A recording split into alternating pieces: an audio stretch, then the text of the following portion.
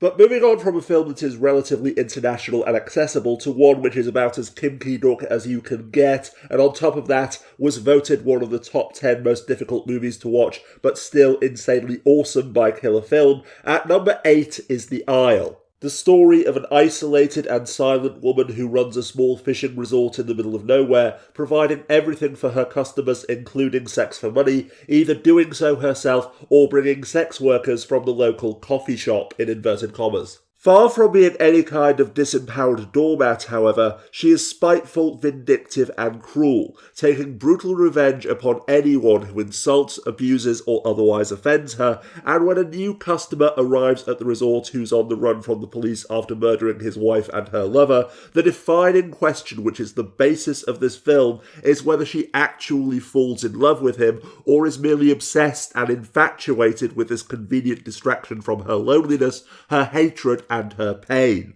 After all, the quote-unquote love that she expresses for him in this movie is at the opposite end of the spectrum compared to the beau, which I discussed in the first video in the series, grounded in the most destructive and deeply disturbing obsession, envy and suffering, along with the need to possess and to control. However, viewing this film through the lens of Kim Ki-Duk's other work, it would be foolish to dismiss either it or the protagonists without looking beyond the superficial.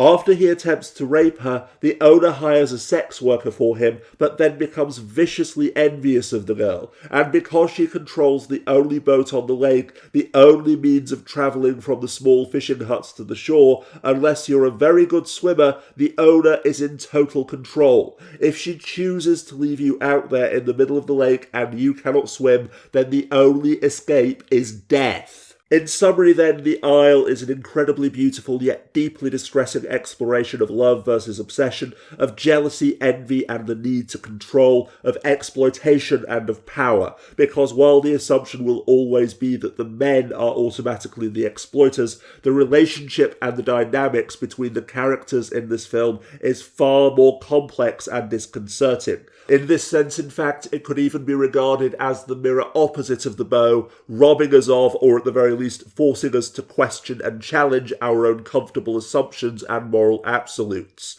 On top of which, even beyond the fact that it is on the opposite end of the quote-unquote love spectrum, for lack of a better term, compared to the beau, the use of graphic imagery in this movie, particularly the use of fish hooks to commit self-harm and or attempt suicide, is unbelievably difficult to watch. So when all is said and done, I would only ever really recommend The Isle to other veteran fans of Kim Ki-Duk's work who have at least some idea of what they will be letting themselves in for.